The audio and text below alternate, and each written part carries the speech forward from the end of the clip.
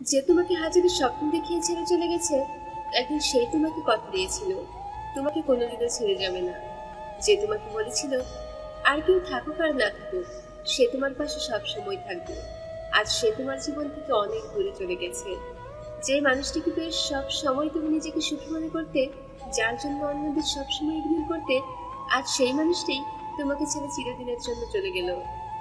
যে মানুষটি তোমার কল লিস্টের ফেভারিট পার্সন ছিল, কিন্তু আজ তুমি সেই মানুষটির ব্লক লিস্টে চলে গেছো। যে মানুষটি তোমার চ্যাট লিস্টের সবচেয়ে উপরে ছিল, কিন্তু আজ সেই মানুষটি তোমার ফ্রেন্ড লিস্টেও নাই। সেই মানুষটি যে তোমার সাথে কথা না বলে এক মুহূর্ত থাকতে পারতো না, কিন্তু আজ সেই মানুষটি তোমার কথা একটি বারের জন্য মনে করে না। সেই মানুষটি যে তোমাকে দেখার জন্য দূর দূরান্ত থেকে চলে আসতো, কিন্তু আজ তুমি কেমন আছো তাও জানার প্রয়োজন সে মনে করে না। যে মানুষটি বলেছিল তোমাকে হাসলে অনেক সুন্দর লাগে, কিন্তু আজ সেই মানুষটি তোমার নীরবে কান্নার কারণ হয়ে পড়েছে।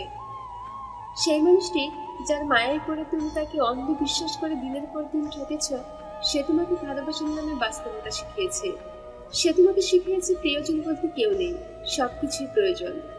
চাইলেও হয়তো তুমি সেই মানুষটিকে ভুলতে পারবে না। তুমি ভুলতে পারবে না তার সাথে কাটানো স্মৃতিগুলোকে। আসলে ভালোবাসা বলতে কিছুই নেই, যা আছে তার সবকিছুই মায়া আর আবেগ।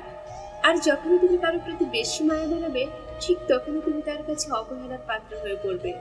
এটাই বাস্তবতা। আর এই অবহেলা তোমাকে তিলে তিলে শেষ করে দেবে। একটি কথা সবাই মনে রাখবেন, অবহেলা জিনিসটি বিষের চাইতেও বেশি তিতা।